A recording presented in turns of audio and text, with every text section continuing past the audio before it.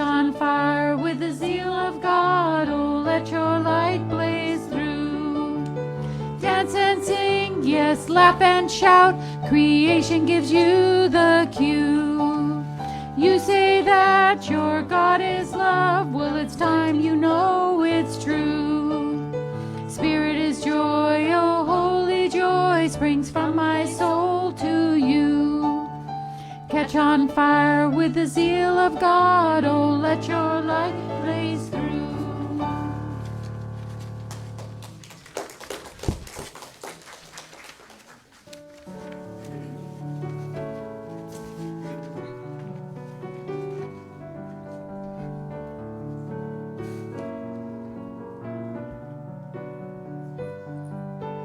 Soul sings out to you, my love. My soul sings out to you. My soul sings out to you, my love. My soul sings out to you. Oh Lord, my God, you are my strength. You carry me on your wings. You are in me, you know my heart, and my soul sings out to you. My soul sings out to you, my love. My soul sings out to you. My soul sings out to you, my love. My soul sings out to you. Your constant blessings flow to me like a mighty river to my heart. You are my life, you set me free, and I will love you forever and ever and ever and ever, forever and ever and ever and ever. My soul sings out to you, my love. My soul sings out to you. My soul sings out to you, my love. My soul sings out to you.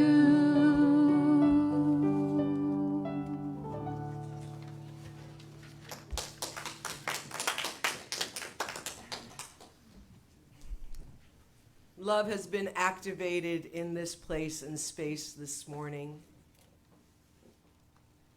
And I invite you to feel that activation in your own heart as we bless every aspect of our service this morning. Blessings upon our fabulous music and those who are here in service to release the sound of love through their voices. Blessings upon Reverend Don and the message that he has been inspired to share with us this morning. I know that it inspires us and heals us. Blessings upon our tech team, Bob and Amy, whose presence today allows this service to be streamed online to hundreds, if not thousands of people today and in the days to come. And blessings to each and every one of us who are gathered here this morning with a yes. I give thanks, and so it is. So it is. So it is. So good morning to everyone here in the sanctuary. Happy Labor Day weekend. And to those watching online, we appreciate you joining us today in this house of love. Here at the Alaska Center for Spiritual Living, we are an interfaith gathering. We're a spiritual community that honors all teachings and all spiritual teachers. It's pretty unique, and I've always been extremely proud of that truth. And so we begin now the ritual, the ceremony that celebrates this oneness of life, which acknowledges that all people and all faiths come for and come from the one universal presence, which we do indeed call love. This morning, I am excited to welcome our candle lighter, Todd, to the ritual.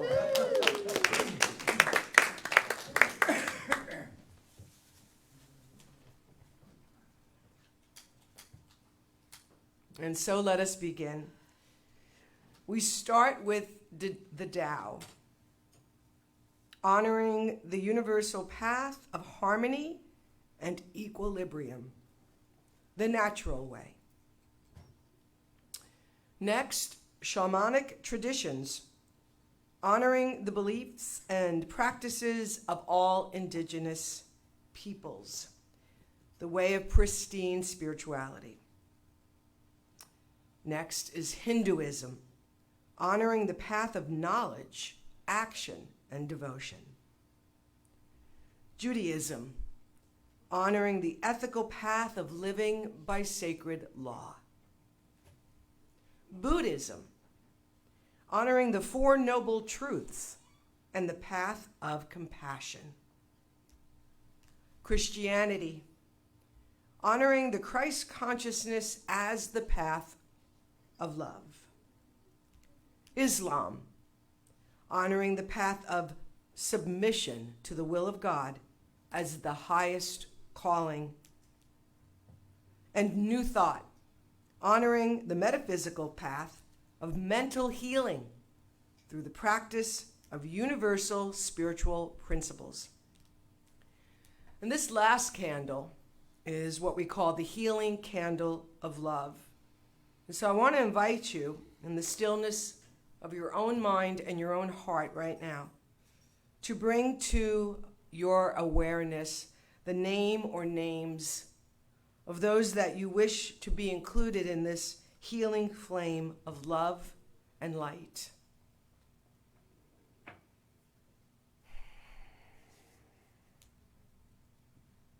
Now that our flames of faith are fully lit, we move forward into our celebration, realizing and reaffirming that all paths lead to God, also known as love.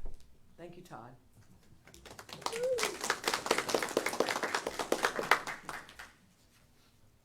Our inspirational quote today comes from the founder of our philosophy, the Science of Mind, and it comes from what we call the Big Book, the Science of Mind book, page 35. The science of mind is not a special revelation of any individual. It is rather the culmination of all revelations. We take the good wherever we find it, making it our own insofar as we understand it. The realization that good is universal and that as much good as any individual can incorporate into their life is theirs to use. This is what constitutes the science of mind and spirit. And now our music.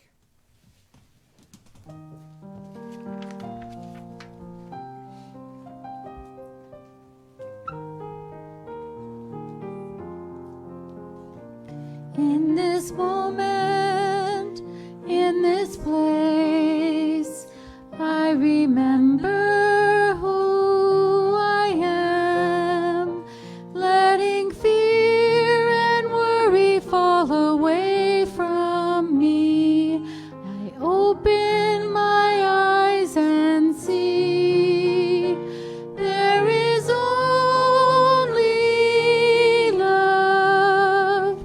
There is only love. Love that heals, love that sets me free. There is only love.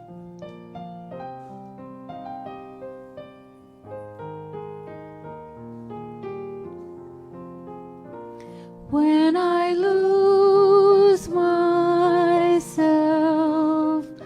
when I feel I've lost my way, when I go inside and quiet my mind and hear Spirit gently say, there is only love, there is only love, love that heals, love that sets me free. There is only love.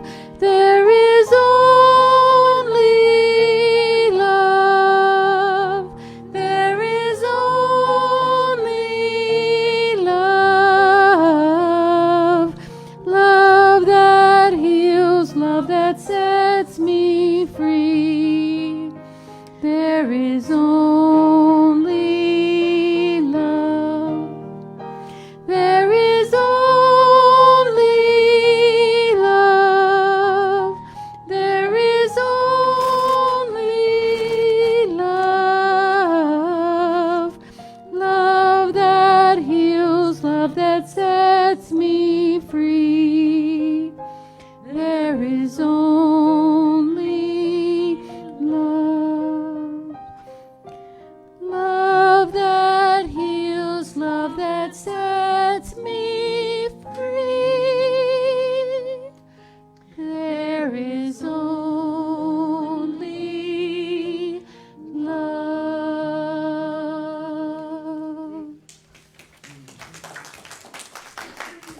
Can we just give a little extra love to our choir this morning? Because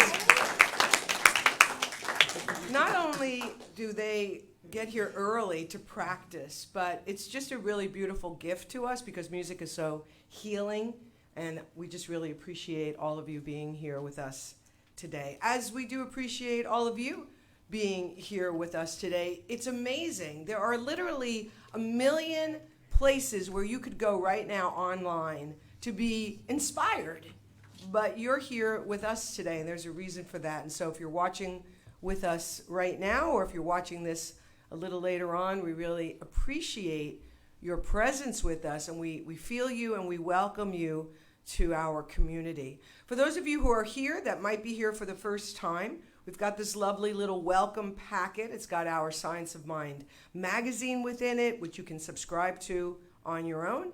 And if you are new, raise your hand and Judy will bring that packet to you. One of the foundational elements of our philosophy and our spiritual center, for the past 40 years, we are not a new kid on the block. We have been weathered and tested, and we still stand. That is because our philosophy is that pliable and that strong. So this is something very significant that you're tapped into today. And one of the foundational elements that we hinge our philosophy on and our practice on is what we call affirmative prayer. So I grew up in an environment where prayer was more of a beseeching to a power outside of me. Here in this philosophy, I learned that that power is actually within me, through and as me. And we learn how to rearrange our thinking so that it represents that which we want to experience and that which we want to feel, regardless of what's going on. It's really powerful. And I really encourage you, even if you've been here for a really long time, to give yourself the gift of prayer. And there's several ways you can do it. The practitioners, including myself, will be available to you if you're here today. And we call it a 1-minute miracle because we don't believe in delay. It's right here, right now. And we can knock out a prayer, as we say, if you are feeling that, feeling the need to shift your emotional state or heal your mind or just celebrate the good that you're experiencing. The other way that you can do it if you're here is we've got a form by the door. Fill it out, drop it in the box. We pick those up at the end of service, and we hold that in prayerful consciousness immediately. Another way you can experience this powerful experience that we call affirmative prayer is to go to our website. You can fill out the form that also comes to Reverend Don and the practitioners, and that's another way we can know the truth for you. And one of these days, maybe we'll have a service just with prayer testimonials so that you can really hear what people experience when they learn how to discipline their minds on what it is they actually want to experience versus what they are experiencing. That's the power of prayer. The other thing we are hinged on here is spiritual transformation through education.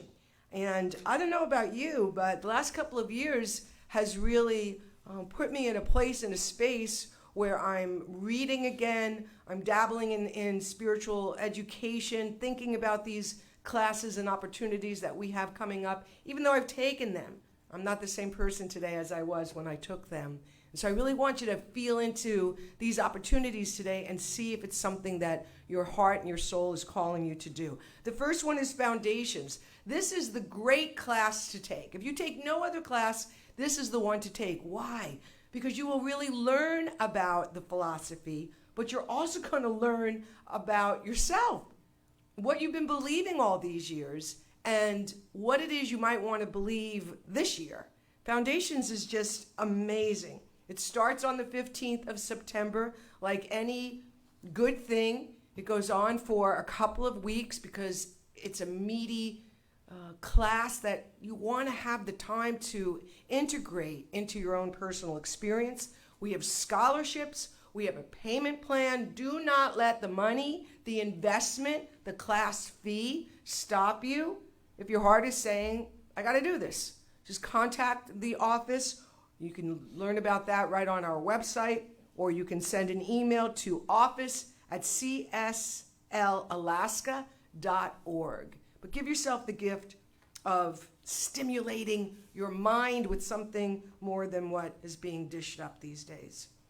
If you've taken Foundations and you'd like to up your spiritual experience, then Self-Mastery is the class for you. One of my mentors, Kaleem Nuruddin, a seasoned practitioner, he's been around a while, will be teaching that. Co-teaching that is Bob Corpin, and I do believe they are the dynamic duo, Batman and Robin, so to speak, of all things spiritual. That starts on September 20th, same thing. Contact the office. Let us help you be a part of something that will help you grow. Office@CSLalaska.org. And lastly, here at the center, another tenet upon which we stand is the idea of the law of circulation. So there's always an opportunity for you to give to us, and there's always an opportunity for us to circulate that good back out into the community. And so we call this the spiritual law of circulation. It's a beautiful thing. So our Gracious Giving Committee, and they are tasked with the awesome opportunity to give that which we collect from you out to the community. They focus on giving 5%. And this week, in September rather, for the entire month, an organization very near and dear to Reverend Don's heart and to many of our hearts is the Equine Assisted Therapy Alaska. This is an organization that uses horses as an opportunity for healing. And I know Reverend Don has shared some of his own demonstrations there as well. So just know that as you give to us, we also give back out to the community. I believe it's time now for some more special music. Thank you.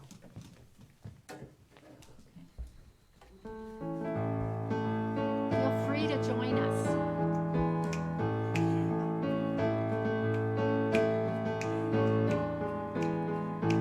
I feel rich, I feel strong, I feel confident. I feel rich, I feel strong, I feel confident. I feel rich, I feel strong, I feel confident.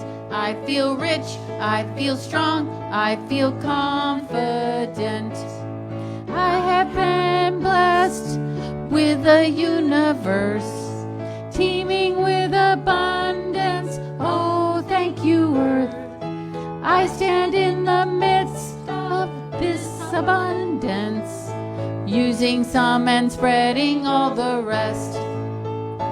I feel rich, I feel strong, I feel confident. I feel rich, I feel strong, I feel confident. I feel rich, I feel strong, I feel confident. I feel rich, I feel strong, I feel confident. Every morning I wake up so energized. Every night I go to bed so satisfied.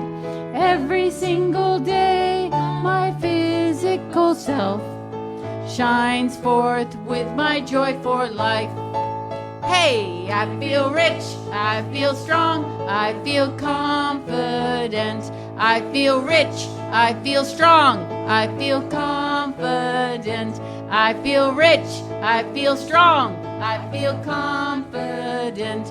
I feel rich, I feel strong, I feel confident. I know what to say and how to say it. I know what to do and how to do it. I am an active helper in my world, saying what I feel and spreading love. Here we go. I feel rich, I feel strong, I feel confident. I feel rich, I feel strong, I feel confidence. With power, I feel rich, I feel strong, I feel confident. I feel rich, I feel strong, I feel confident. Yes!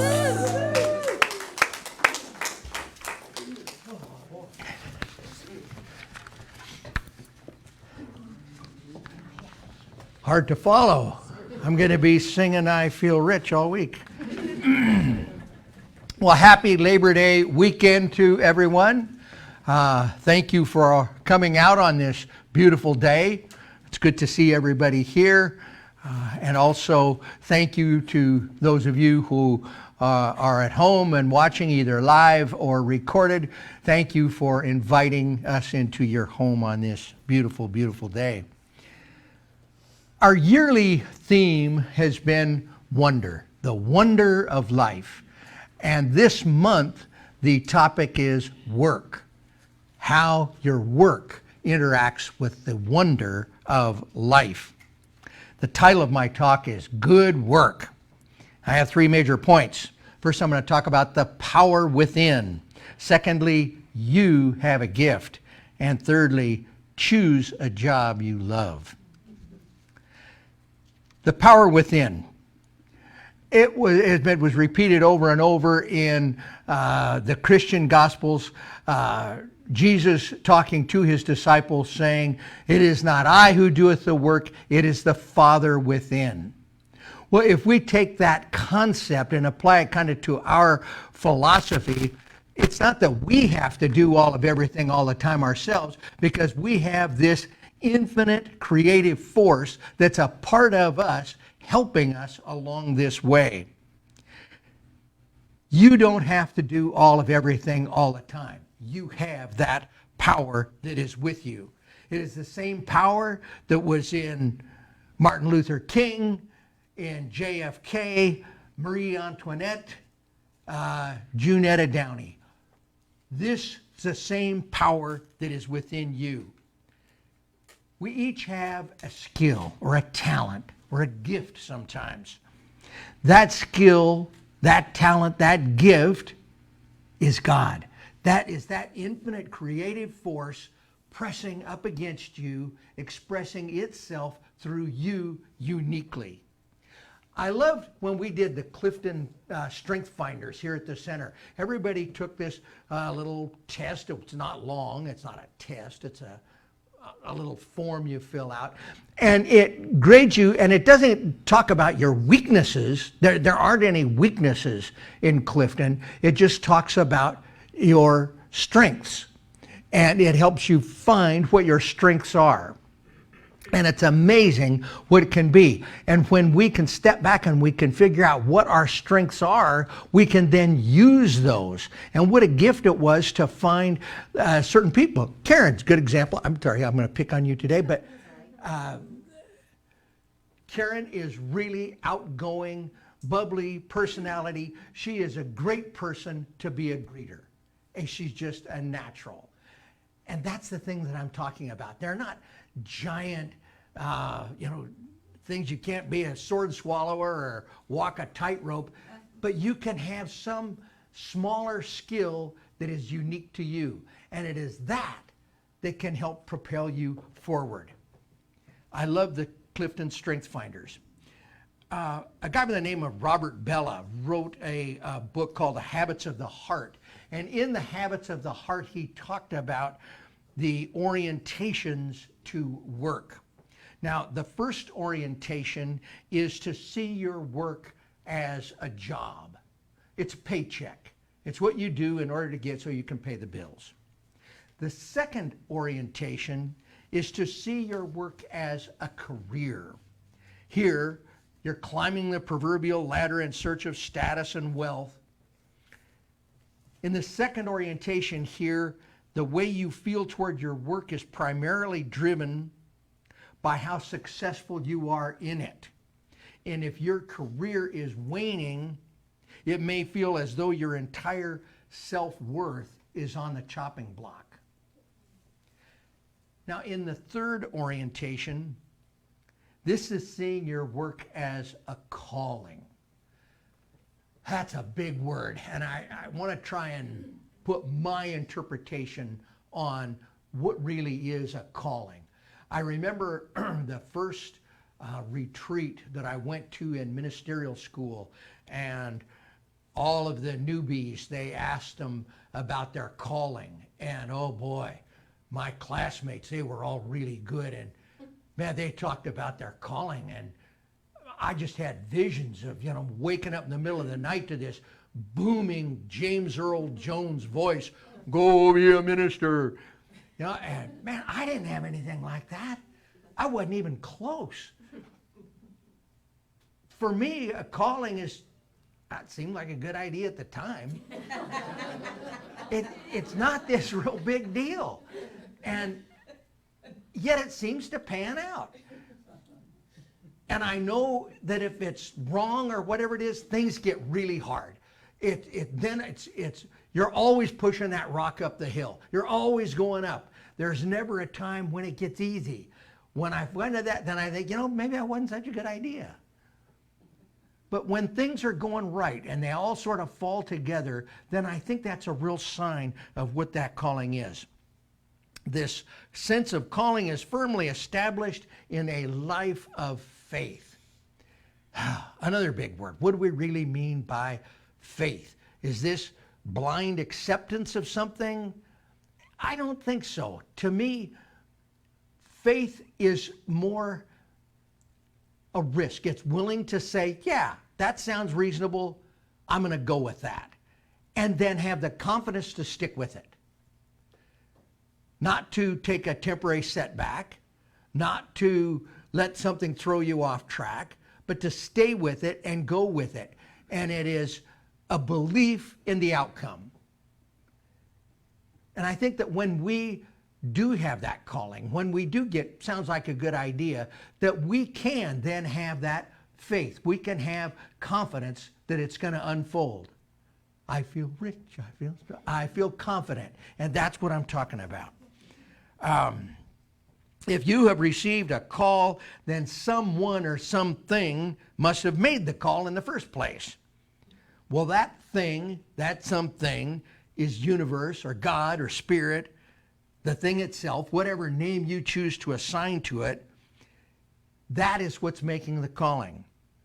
And since we have attributed to, and I absolutely believe, that infinite creative presence is indeed all-knowing, it is all-powerful, it is forever and everywhere present, that infinite thing has a bigger view than my finite little slice of the pie. It's seeing the entire pie. that sometimes this calling ends up not being what I want.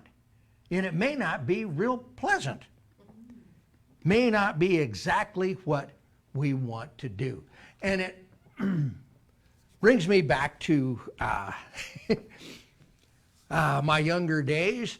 I worked at the Adolph Coors Company during the summer. I went to school in the winter and I worked for Coors Brewery in the summer.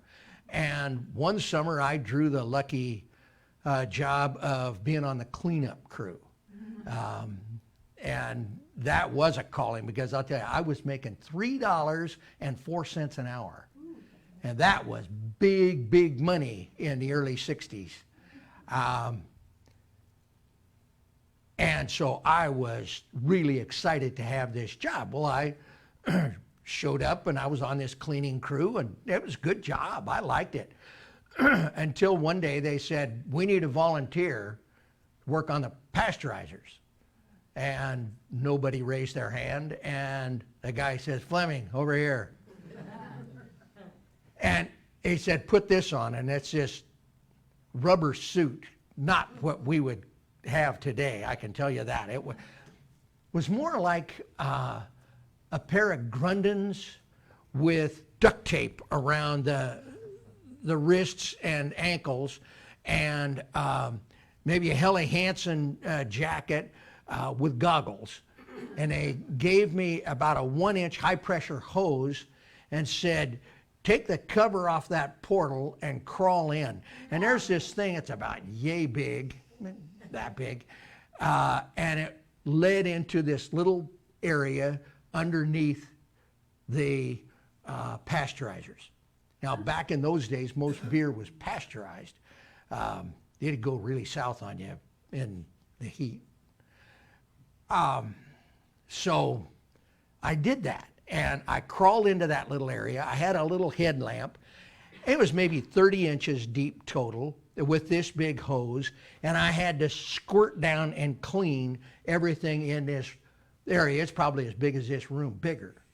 And I had to go in there and doing the old military crawl and hose it down. I don't know if it was a gift or not, but my supervisor seemed to think it was, because I got to do that job every week from then on. I think it had more to do with the fact that I was small enough to fit in that hole to begin with. But whatever it was, here is this calling, and it was important that I have that. And it wasn't exactly the most favorite job. It wasn't something that I would have picked to do on my own. A call is made, and we are there to answer it. The worth of your work, therefore, is not dependent on your success, but rather your faithfulness to the call. That the universe, spirit, the thing itself, has planted in your brain that it seems like a good idea. That could even mean that failure in the world's eyes can be a great success in the eyes of spirit. And to me, this is really reflected in the Buddhist concept of right livelihood. And Todd can correct me if I'm wrong, but to me, this idea of being in alignment with that calling, with that urge, if you will, is part of what the Buddhists call right livelihood. It's part of the Eightfold Path. It's following that urging, that calling. Okay, point number 2. You have a gift. We talked about it earlier. We all have a unique gift or set of gifts. Use it. Thought about how to do this, and I think this little story best illustrates it, and perhaps it will urge you to think. There was once a Hasidic rabbi, was 18th century rabbi, and this is a tale about Rabbi Sujia. Toward his later years, Sujia became concerned that he had not accomplished enough in his life. And he was concerned that when he went on to his reward and he passed away and he ascended to the pearly gates, that God would judge him and find him lacking.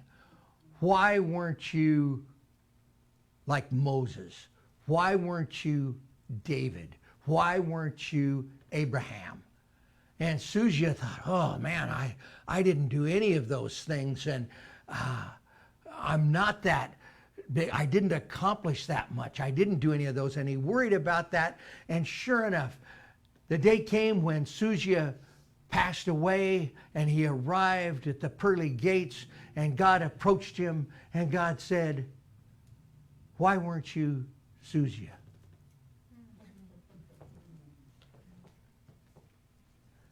Point number 3, choose a job that you love.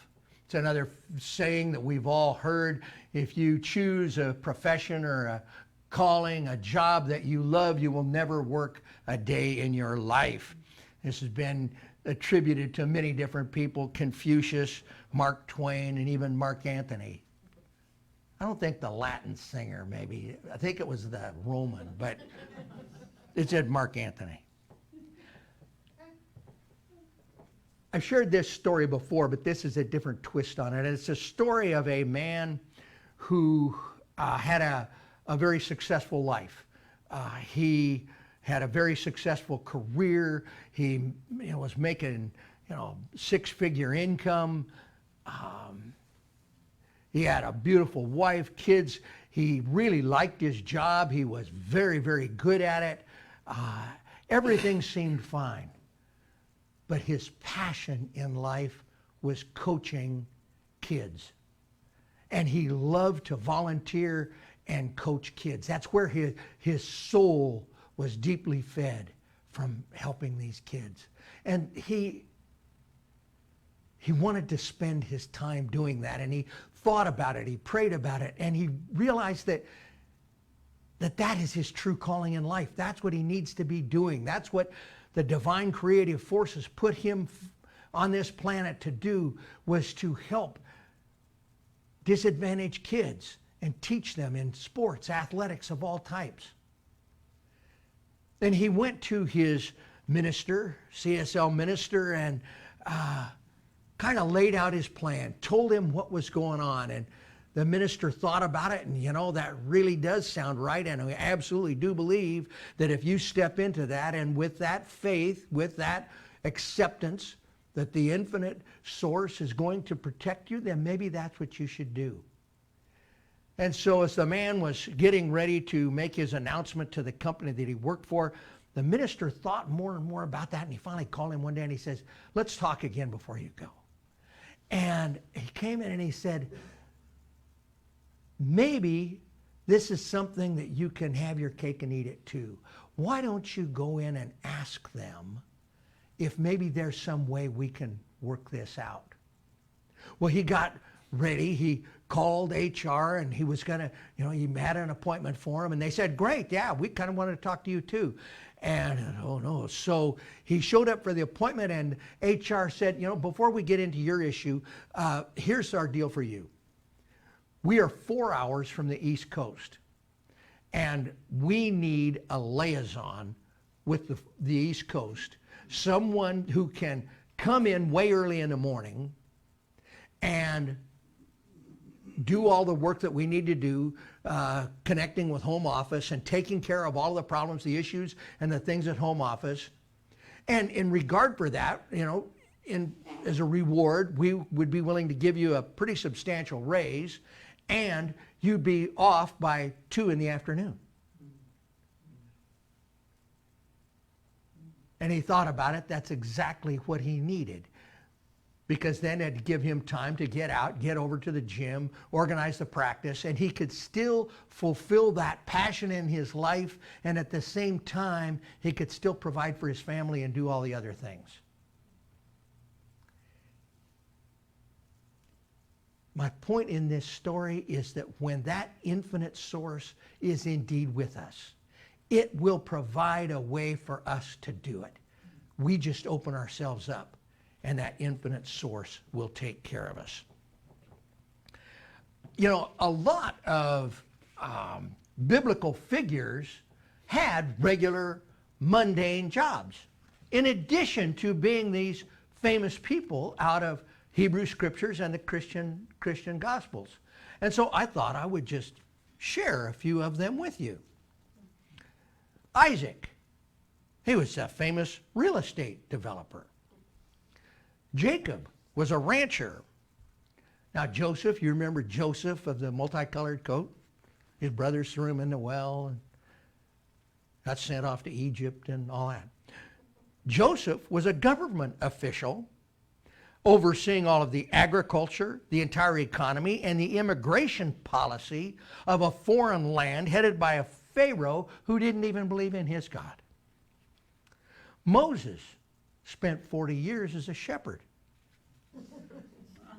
Now Esther, if you remember Esther, she won a beauty pageant and then went on to government service. David, you remember David with the slingshot, got Goliath? Well, he began in animal husbandry. And then he went on to a military career and then advanced in politics to become the leader of his country. Daniel was an immigrant who attended the Babylonian equivalent to Oxford and became prime minister. Lydia was a successful businesswoman in textiles. And Paul was a tent maker.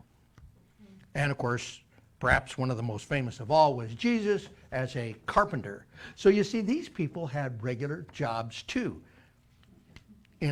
along with everything else. And speaking of different jobs and professions, ways of living in this world, I'm reminded of this story, and this was three men. There was a physician, a civil engineer, and a politician, where one day we're all discussing which was the world's oldest profession.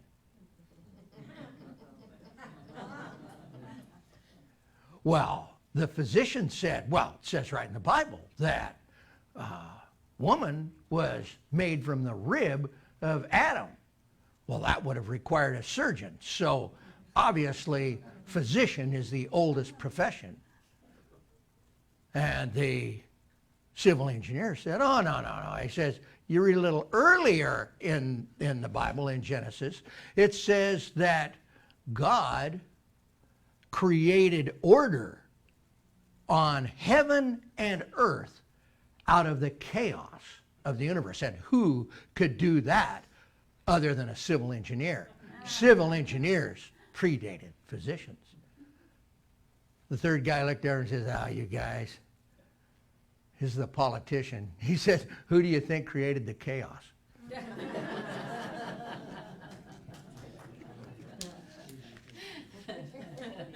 Couldn't resist. It appears one of my gifts is not humor. Conclusion. This is what I want you to take away today. Get you out of here on this beautiful Labor Day Sunday. There is a power in you that is greater than we fully understand. We're still learning about it, but there is a power within you. It is manifested as your gifts or talents or skills and are generally the things that you like to do. It is up to you and me, to all of us, each one of us, to use these. So I urge you to choose a job or profession that utilizes your gifts and then do it. Everything else will follow. And so it is with an understanding of that infinite presence that is God, that is continually and forever working in, around, and most importantly through each and every one of us, that I invite my colleagues, the practitioners, to join me in holding our congregation, our city, our state, our nation, our wonderful earth in prayer, and knowing that that infinite presence created all of everything, including all of the heavens, of which our earth is one tiny speck. And it did so in absolute perfection in every way. And so all of the perfection that is the universe exists in every part of the universe, and therefore it is here and now. And it's only for us to step back, get our bloated nothingness out of the way, and allow that infinite creative force to work through us. And so as we go through this thing called life and all of the challenges and the things that we have, we can know that that infinite force is working through us. And so as we come to challenges like lack and limitation, we can know that beyond the appearance of not enoughness, there is plenty.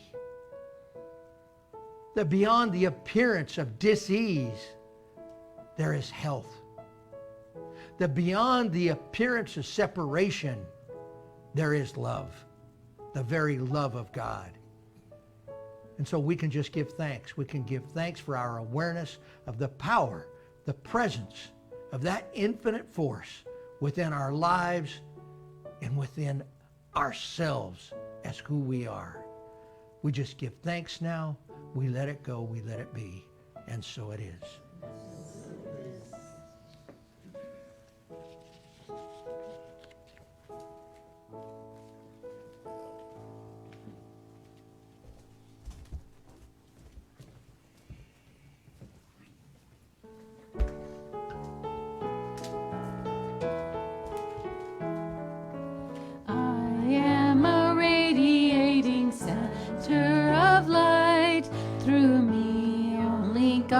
Light will shine. I am a radiating center of light. Through me only God will shine. Through me only God will shine. Through me only God will shine.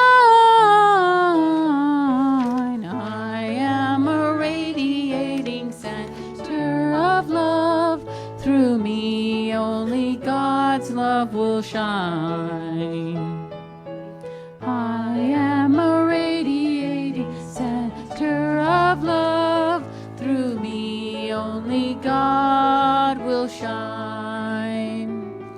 Through me only God will shine. Through me only God will shine.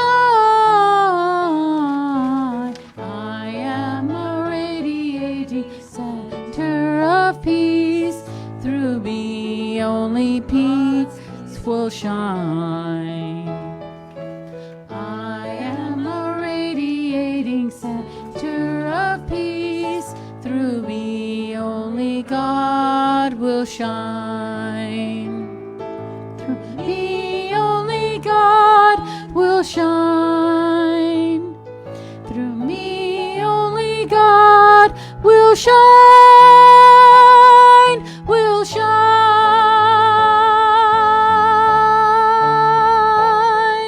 will shine. Thank you, choir. This is the point in the service where we are afforded the opportunity to step into that magnificent law of circulation. Remember, you cannot outgive God. I'd like to recognize some of the people who are online today. Kim Stoltz, Deb Dennis, I think, Susie Peterson, Bethel Contingent, Ann Lazenby, Lynn and Marion, Liz Clark out of Dillingham, Pam Belzer, Barb Taylor, Michelle Kuntz, Penny Traxler. Wonder how her boy, I'll bet her boys are big by now. Probably tower over me. And Mark Wogemuth. Just a few of the people that are online. So, If you'll join me in our affirmation, divine love through me blesses and multiplies all that I have, all that I give, and all that I receive. Thank you, God, and so it is.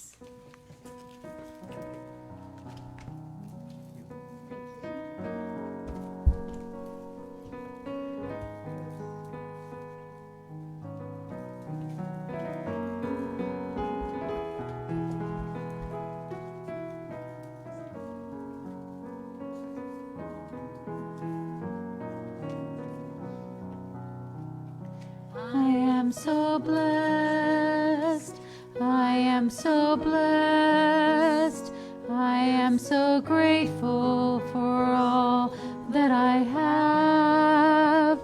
I am so blessed, I am so blessed, I am so grateful, I am so blessed, I am so blessed, I am so blessed. I am so blessed, I am so grateful for all that I have. I am so blessed, I am so blessed, I am so grateful, I am so blessed, I am so blessed, I am so blessed, I am so grateful for all that I have. I am so blessed, I am so blessed, I am so grateful, I am so blessed. We are so blessed. We are so grateful for all the hands that made today's service possible. We are so blessed and so grateful and so thankful for the music that always uplifts and heals us. We are so grateful, so blessed, so thankful for the message from Reverend Don this morning, which gives us the opportunity to listen for that which is calling our name. And we here at the center are so blessed, and we're so grateful, and we're so thankful for all of you for being here with us and being there with us. May we go forth today simply experiencing this love, this lightheartedness, this joy, this sense of gratitude, this sense of thankfulness for all that we have.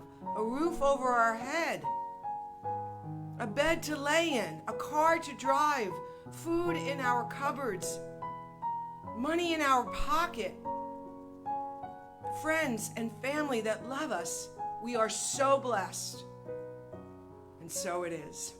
So it is.